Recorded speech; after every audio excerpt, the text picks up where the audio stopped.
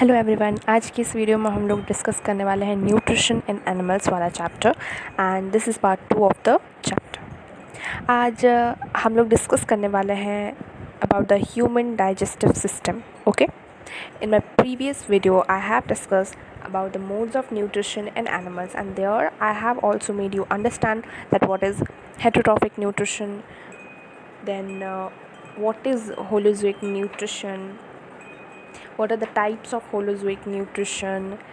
Then I have explained you about the steps involved in this holozoic nutrition. Examples also we have discussed about it, right? And then the steps I have made you understand in a proper way. Then we have at the last read the parasitic nutrition, that what is it actually. So now we'll begin with the digestive system, humans digestive systems. So humans, basically we know that humans जो है वो intake करते हैं solid food, demonstrating holozoic nutrition, right? And each steps of holozoic nutrition we have observed them clearly, right? The organ systems associated with the process of nutrition is called the digestive system. The digestive system can be studied under two main headings, namely the digestive canal and digestive glands. So we'll begin with the digestive canal. The digestive or alimentary canal, we can also say, is a long tube through which food passes while getting broken into simpler form along its way. Different parts of canals are as follow. First is mouth, which is also called as oral cavity. In humans हम लोग देखते हैं mouth is there, right? And it is the point of entry through which जो food है वो हमारे alimentary canal में जाते हैं, right?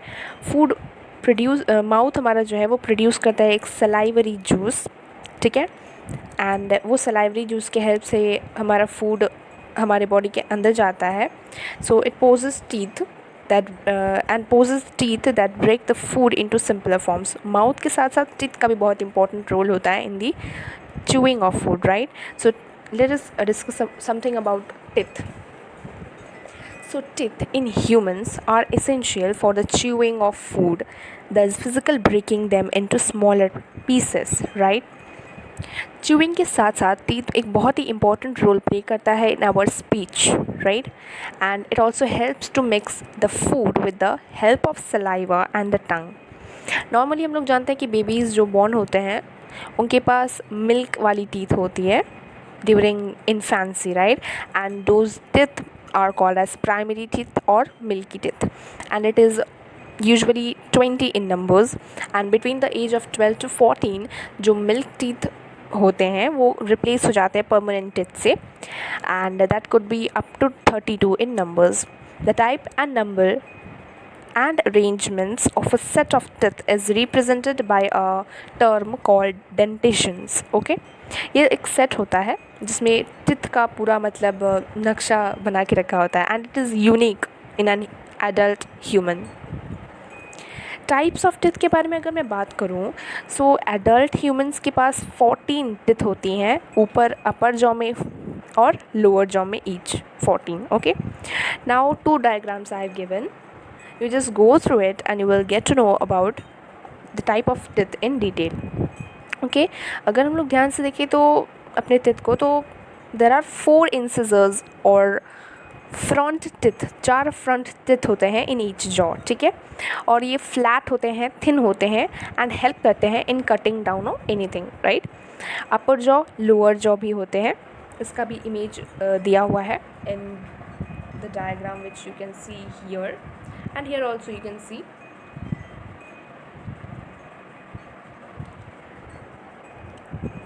Tongue is also there in both the diagram, you can see. And next are the 4 premolars in each jaw.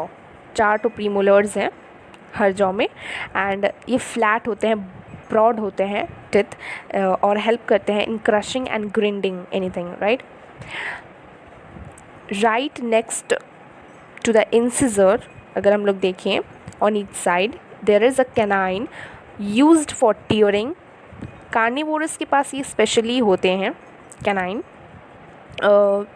which is sharp for tearing of flesh from the bones. Okay, and the rest जो 4 jaw होते हैं They are molars, and they are thick, broad teeth, stronger than premolars, and help in chewing and grinding of food. So you can see lips is there in this first diagram, incisor, tongue, molars, soft plate, hard plates, then everything is there in detail. So just go through the diagram. I will give the PDF in my other videos. Now coming to the next, human digestive system के next part में, which is tongue. But before going to the term, I want to discuss something more about the teeth. You must be wondering why the number of teeth comes to 28 so far, right? So actually the third molar, or each side of the upper and lower jaw, which is 4 in total, emerges after the age of 17 and 18. There are these are called the wisdom teeth, and some of us go without a wisdom tooth also all throughout our life. Okay, now tongue. So टंग के बारे में हम लोग इतना जानते हैं कि सबसे पहले तो ये जानना ज़रूरी है कि माउथ को हम लोग बकल कैविटी भी बोलते हैं, ठीक है. एंड टंग जो होता है, टंग हमें हेल्प करता है in talking, tasting, right, and mixing the saliva, mixing it with means mixing food, okay, with the saliva. Tongue जो होते हैं वो हर लिविंग ऑर्गेनिजम्स में डिफरेंट होते हैं. Okay, like you can see the example, you can take the example of a frog, right? The tongue of a frog is attached to the front of its mouth, and this allows it to catch insects from a distance. Similarly, the tongue of a chameleon is extremely long. Sometimes it can be about 2.5 times longer than its whole body. Now we'll discuss about pharynx and epiglottis. Pharynx, towards the end of the mouth, or you can say oral cavity, हम लोग एक chamber देखेंगे जो कि connected होता है nasal cavity से. And जो ये जो होता है, ये कॉमन पासवे होता है which is called pharynx. Okay, it is through the pharynx that is aroma of food travels to the nasal cavity, and we perceive the flavor in food. This common passageway also causes hiccups when air enters the food passage. Naturally, it becomes obligatory to separate the food path from the air path in our body. एक special flap होता है in our skin which is called epiglottis, serves this purpose. You could observe this epiglottis at the back of your mouth with a mirror. You can take the help of a mirror. If you open your mouth wide, you can feel the epiglottis. Okay, अब बात करते हैं food का. तो जब हम लोग अपने खाने को च्यू कर लेते हैं, and we use to mix the food with the salivary juices, जो स्टार्च होता है फूड में वो पार्शली डाइजेस्टेड हो जाता है, ठीक है. And it passes from a buccal cavity to the next part. Buccal cavity से, यानी कि माउथ से, ये दूसरे पार्ट में जाता है विच इज़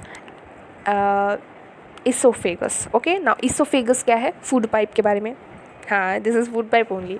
सो ईसोफेगस ये उसका दूसरा नाम है, ठीक है, ये समझ लो. तो ईसोफेगस एक लॉन्ग ट्यूब है जो कि माउथ से, और या फिर बोल सकते हैं बकल कैविटी से अटैच्ड होता है to the stomach, and food जो है वो पास थ्रू करता है ईसोफेगस से with a series of involuntary wave-like movement called peristalsis. अब ये क्या है भाई? तो पेरिस्टाल्सिस कुछ नहीं है. जब वो फूड जो है इसोफेगस से जा रहा होता है तो इनवॉलेंट्री हम लोग जानते हैं, वॉलेंट्री, इनवॉलेंट्री हम लोगों ने पढ़ रखा है स्केलेटल सिस्टम वाले चैप्टर में. इनवॉलेंट्री मतलब जो मूवमेंट हमारे कंट्रोल में नहीं होता है. सो फूड जो है इसोफेगस से अंदर जाता है, मतलब स्टमक में जाता है, तो जो मूवमेंट होता है, कॉन्ट्रैक्सेशन एंड रिलैक्सेशन होता है on the, you can say on the oesophagus, जिससे फूड अंदर जाता है, that is the movements. That movement is only called as peristalsis. Okay, now let us discuss about the stomach. Stomach क्या होता है? Bag like structure होता है जो कि फूड को होल्ड कर रहा होता है, right, after consumption.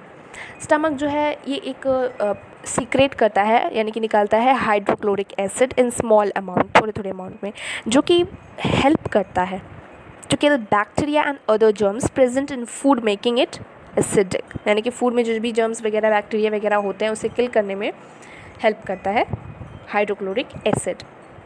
Strong muscles of the stomach also churn the food vigorously and help in digestion and mixing by mixing with the digestive juices.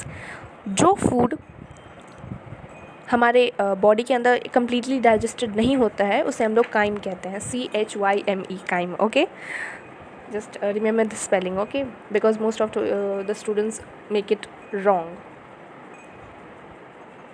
Now let us discuss about small intestine. बहुत important part है small intestine, तो इसे अच्छे से समझते हैं.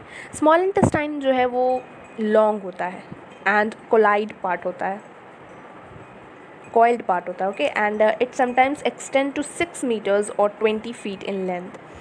Digestion जो है वो थोड़ा बहुत, मतलब ये कह सकते हैं कि डाइजेशन जो है वो कंप्लीट हो जाता है inside the small intestine, and this is the site of absorption, जहाँ पे फूड जो है एब्जॉर्ब हो जाता है बाय दी बॉडी. जो स्मॉल इंटेस्टाइन में एक इनर वॉल्स होता है ऑफ स्मॉल इंटेस्टाइन, उसके अंदर हम लोग देखते हैं कि स्मॉल इंटेस्टाइन के अंदर अगर बारीकी से देखा जाए तो एक कुछ फिंगर लाइक प्रोजेक्शंस होते हैं, उससे हम लोग विली कहते हैं. ओके, एक को लेंगे तो विलस और प्लूरल फॉर्म होता है विली. ठीक है, तो विली क्या है भाई? तो विली जो है वो फिंगर लाइक प्रोजेक्शंस होते हैं जो कि inner walls of small intestine में प्रेजेंट होते हैं, and this absorbs the nutrition into blood streams. यानी कि ये जो होते हैं ये न्यूट्रिशन को, जो कि फूड में होता है, वो न्यूट्रिशन को अपने अंदर लेकर ब्लड फॉर्म कर देता है, ब्लड स्ट्रीम्स में पहुंचाता है. Okay, through capillaries, fine blood capillaries that are present close to the surface which makes the process of absorption effective. Energy is provided to the body when the glucose which comes through digestion of carbohydrates is broken down into carbon dioxide and water in the cells. This process of assimilation is aided by the oxygen that is inhaled, मतलब लिया जाता है by the body. Okay, the assimilated amino acids helps to repair cells and tissues that have been damaged, while the fat is stored to be used when needed. Now we'll discuss about large intestine. ये बहुत ही आसान है. तो large intestine क्या होता है? जब जो भी वाटर और रेसिडुअल जो भी मिनरल्स होते हैं जो कि ठीक से डाइजेस्ट नहीं होते हैं, तो पूरी तरीके से यहाँ पे डाइजेशन कंप्लीट हो जाता है. मतलब थोड़ा बहुत तो सारा का सारा डाइजेशन फूड का हो जाता है स्मॉल इंटेस्टाइन में. थोड़ा बहुत जो बचा कुचा होता है वो यहाँ पे रेसिडुअल जो मिनरल्स होते हैं वो यहाँ पे एब्जॉर्ब हो जाते हैं, और वाटर यहाँ पे एब्जॉर्ब जाता है in the large intestine. This turns food into semi solid mass. Large intestine में क्या होता है कि फूड जो है वो कुछ सेमी सॉलिड मास में कन्वर्ट हो जाता है, विच इज़ कॉल्ड स्टूल, या फिर वेस्ट फूड कह सकते हैं. एंड दिस इज स्टोर्ड और पास्ड इनटू द रेक्टम. अब ये रेक्टम क्या करता है? रेक्टम एक चैम्बर है जो कि स्टार्ट होता है फ्रॉम द लार्ज इंटेस्टाइन और एंड हो जाता है एनस पे. ठीक है, when stool passes into the rectum it causes an urge to move the bowels and defecate or release the stool out of the anus. तो जब क्या कहते हैं कि जब जो भी स्टूल यानी कि जो भी वेस्ट फूड होता है वो रेक्टम में स्टोर्ड हो जाता है. ठीक है, रेक्टम में रखा होता है, एंड जब मतलब लाइक फोर्स अप्लाइड किया जाता है, फिर जब भी ज़्यादा हो जाता है, मतलब लाइक अर्ग हो जाता है to move the bolus and deflect और release the stool out of the body, तो ये एनस के थ्रू, एनस से जो है ये एक ओपनिंग होता है जहाँ से ये जो भी स्टूल है वो निकल जाता है. Okay, now here you go through the diagram. अगर डायग्राम में, इस डायग्राम में जाया जाए तो ध्यान से देख सकते हैं हम लोग. Rectum is here, this one. Anus is here, small intestine, large intestine, gall bladder is also there. Here you see liver है ये, और gall bladder यहाँ है. Pancreas, stomach, then esophagus जहाँ पे food जो है वो stomach पे जाता है यहाँ से यहाँ तक. ठीक है, and here you see pharynx is here present, right. Salivary gland क्या होता है? यहाँ पर होते हैं बेसिकली, एंड टिथ है, टंग है, एपिग्लॉटिस है, सभी दिखाई दे रहे हैं यहाँ पे. ठीक है, you just go through, you will understand about them. Functions of the digestive organs. You can pause the video and read this functions of the digestive organs. It will really help you to understand whatever I have taught here. Okay, next थोड़ा बहुत हम लोग discuss करेंगे about the digestive glands. So digestive glands क्या हैं? ये ऐसे glands हैं जो कि कुछ डाइजेस्टिव जूसेस या फिर एंजाइम्स को सिक्रेट करते हैं, ठीक है. And this enzymes help in breaking down, यानी कि जो एंजाइम्स है वो हेल्प करता है कॉम्प्लेक्स फूड को सिंपलर फॉर्म्स में कन्वर्ट करने में बहुत हेल्प करता है ये जो डाइजेस्टिव ग्लैंड्स होते हैं. And this digestive glands include salivary glands, gastric glands, pancreas and lynx. Okay, not anything else. Salivary glands, gastric glands, liver and pancreas are there in this part. So salivary glands क्या होते हैं? ये present होते हैं mouth में. बहुत बार हम लोग रीड कर चुके हैं, तो I hope it is clear that ये salivary glands माउथ में होते हैं. And it helps in the lubrication of food for gulping and in the breaking down of starch. Gastric glands होते हैं वो प्रेजेंट होते हैं in the walls of the stomach के वॉल्स में प्रेजेंट होते हैं. एंड ये सिक्रेट करते हैं गैस्ट्रिक जूसेस को, जो कि हेल्प करते हैं in the digestion of food, right. और राइट, नेक्स्ट इज़ लिवर. तो लिवर क्या है? लार्जेस्ट ग्लैंड है ऑफ द बॉडी, एंड ये एक बहुत ही इंपॉर्टेंट बाइल जूस को सिक्रेट करता है, ठीक है, which is stored in the gall bladder before it is secreted into the small intestine. यानी कि स्मॉल इंटेस्टाइन में डालने से पहले गॉल ब्लैडर में ये रहता है, क्या रहता है? बाइल, ठीक है. Next is pancreas. So this glands जो हैं ये रिलीज़ करता है पैनक्रेटिक जूस, जो कि हेल्प करता है in the process of assimilation by breaking down the nutrients into simpler compounds. Okay, ये सारे एंजाइम्स स्टार्ट करते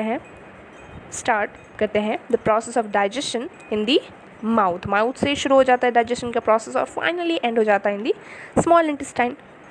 फिर आगे से जो प्रोसेस होता है वो बॉडी से वेस्ट निकालने का होता है, right. So I hope this chapter का जो ये पार्ट था, जो बहुत हार्ड लग रहा होगा बहुत लोगों को, तो अब इजी हो गया होगा. आई होप कि मैं आप लोगों को ये पार्ट समझा पाई, which is the human digestive system. मैं अपने नेक्स्ट वीडियो में 2 रेस्ट पार्ट को समझा दूंगी, and the PDF will be there in the last video. So I hope this chapter is crystal clear in your mind, जहाँ तक मैंने अब तक पढ़ाया है. कोई भी क्वेश्चन हो तो कमेंट सेक्शन में आप लोग पूछ सकते हो. I will be there to clear the doubts. Thank you everyone for watching my video, and if you have not liked and subscribe my channel, please go and do it.